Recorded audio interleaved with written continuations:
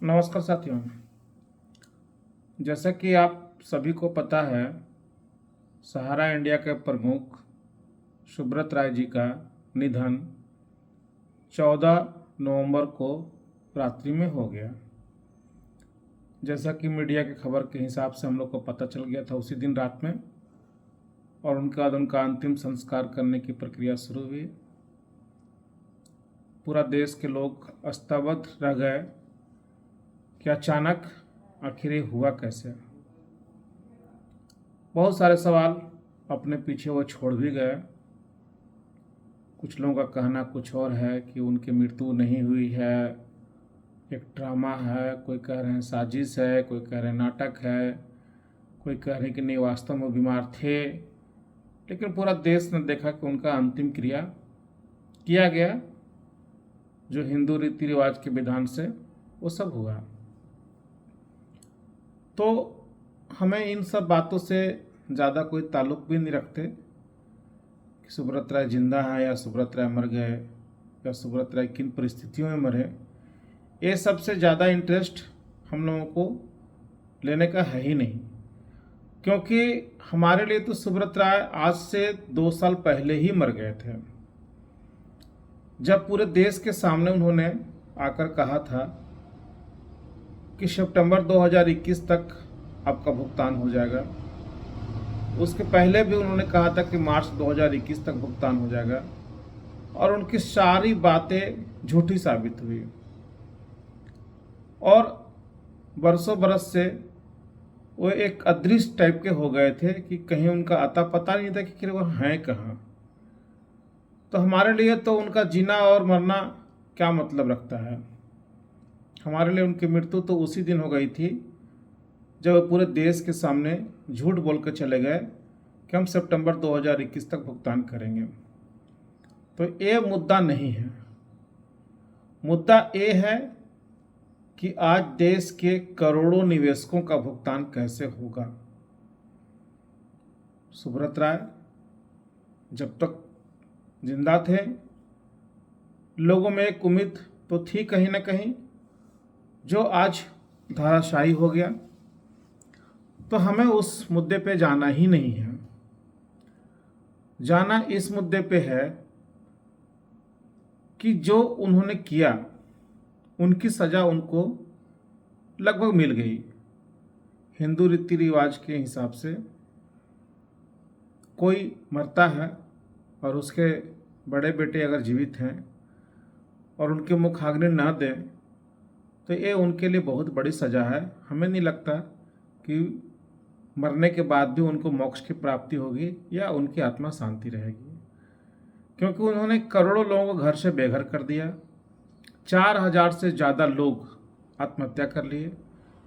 कितने लोगों को उन्होंने मरने पर विवश कर दिया। कितनी बहन बेटियों की शादी उनके कारण से टूट गई। अपने दोनों लड़कों का भविष्य बनाने के लिए कई लड़के, कई जीवन को उन्होंने बर्बाद कर दिया। तो मुद्दा ये है ही नहीं। आज नहीं तो कल सबकी मृत्यु निश्चित है, कोई इस धरती पर रहने नहीं आया है। लेकिन साथियों, सवाल ये उठ रहा है कि आखिर सहारा का भुगतान होगा कैसे। हम लोगों ने बार बार ये बात कह रहे हैं कि भुगतान कराने का जो हमने पूरे देश से विश्व भारतीय जन सेवा संस्थान ने शंखनाद किया और जिस काम का बीड़ा उठाया, वो मार्ग केवल एक ही है, और वह है माननीय सुप्रीम कोर्ट में जनहित याचिका दाखिल करना। अब आप कहें कि आज इस वीडियो की क्या जरूरत पड़ गई। आज इस वीडियो की जरूरत पड़ गई इसलिए पड़ गई कि शायद आप लोगों को पता नहीं होगा, जो लोग जानकारी रखते होंगे उन्हें यह पता होगा कि 31 अगस्त 2012 को जो जजमेंट आया था सहारा शिबी के केस में, उसमें एक लाइन साफ मेंशन किया हुआ था कि अगर सहारा के जमाकर्ता रियल एस्टेट और हाउसिंग बॉन्ड के नहीं मिलते हैं और पैसा सहारा शिबी के रिफंड खाते में जमा होते हैं और दावेदार नहीं आते, तो उस पैसे को लावारिस समझ करके भारत सरकार के खाते में जमा करा दिया जाएगा। उसमें स्पष्ट रूप से लिखा हुआ था।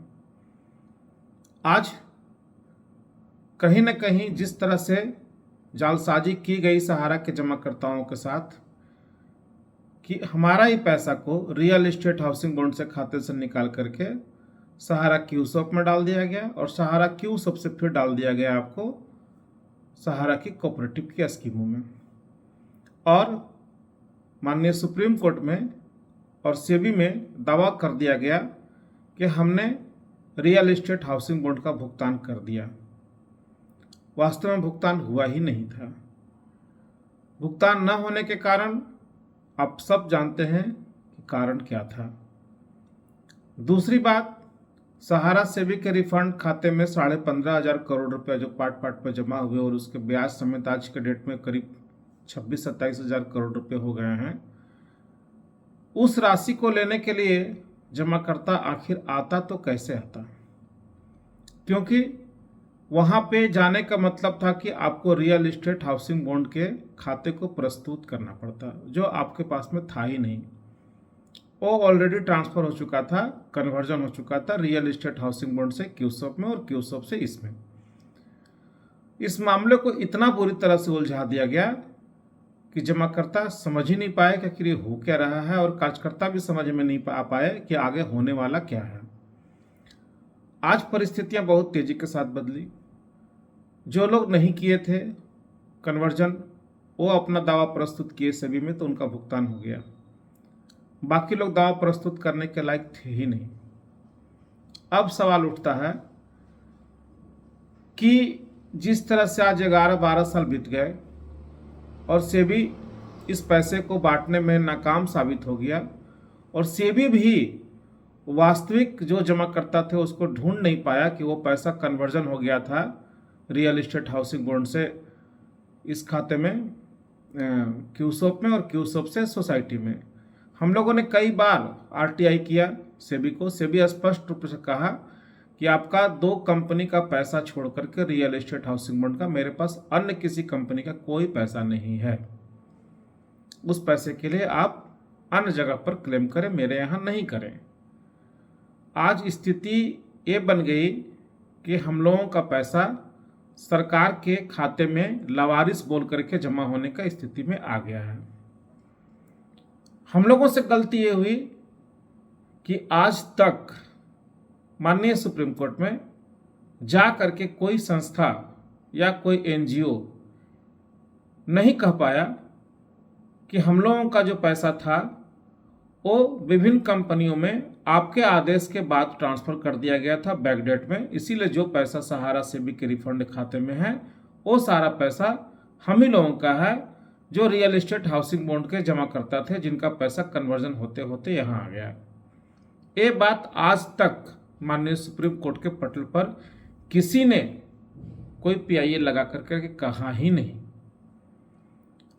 आप लोग पढ़े होंगे 2018 में देश के वरिष्ठ जर्नलिस्ट सुचिता दलाल ने भी लिखा था कि अफसोस इस बात का हो रहा कि सहारा के जमाकर्ता हैं कहाँ, वो क्यों नहीं आगे आ रहे हैं, क्यों नहीं अपना भुगतान मांग पा रहे हैं।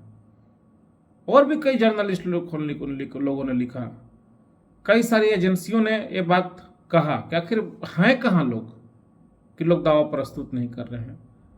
लेकिन वास्तविक बात तो किसी को पता ही नहीं था कि क्या छलावा सुब्रत राय और उनकी ठग मंडली ने जमाकर्ताओं के साथ कर दिया था। साथियों, आज के लिए मैं ज़्यादा कुछ नहीं कहना चाहता। ये कहना चाहता हूँ कि वर्तमान परिस्थिति में हम लोगों को माननीय सुप्रीम कोर्ट के पटल पर जाकर के पीआईएल के माध्यम से ये बात रखना ही पड़ेगा कि ये पैसा लावारिस नहीं है, ये पैसा देश के तमाम उन निवेशकों का है जो लोग रियल एस्टेट हाउसिंग बोर्ड के खाते में अपना पैसा जमा कराए थे और उन्हीं को एक बहुत बड़ी साजिश के थ्रू क्यूसॉप और क्रेडिट सोसाइटियों में कन्वर्जन करवा दिया गया और वो अपना दावा प्रस्तुत वहाँ नहीं कर पाए। हम लोग जितना भी सरकार को पत्राचार किए, सब कुछ किए, लेकिन सरकार भी इस पे मौन है, क्योंकि वो भी चाहती है कि यह पैसा लावारिस घोषित हो जाए ताकि उनके खाते में एक बहुत बड़ी धनराशि चली जाए और इस पैसे का उपयोग वो जो जहाँ चाहे वहाँ कर सकते हैं। अगर अब भी हम देर किए कि अगर हम सुप्रीम कोर्ट में जाकर के बात नहीं कह पाए और यहाँ वहाँ केवल माइक लगा करके चिल्लाते रह गए, तो आपका पैसा आपसे बहुत दूर चला जाएगा। कुछ लोग अवरोध पैदा करना चाह रहे हैं, किसी भी तरह PIL नहीं लगे। तमाम तरह का बात लगातार वो लोग अन्य मंचों से उठा रहे हैं, कह रहे हैं, लेकिन आज कई वर्षों से सब कुछ तो हुआ, आंदोलन भी हुआ, धरना भी हुआ, प्रदर्शन भी हुआ, सब कुछ हुआ। कुछ अगर नहीं हुआ तो सुप्रीम कोर्ट में एक PIL दाखिल नहीं हुआ। इसको करने में क्या दिक्कत है? हम लोगों ने तो कभी नहीं कहा कि हम PIL दाखिल करेंगे तो आंदोलन नहीं होना चाहिए, आंदोलन के हम लोग विरोधी हैं। कभी कहा क्या? आंदोलन भी जरूरी है, क्योंकि जितना ज़्यादा आंदोलन होगा उसका रेफरेंस भी सुप्रीम कोर्ट में दिया जाएगा।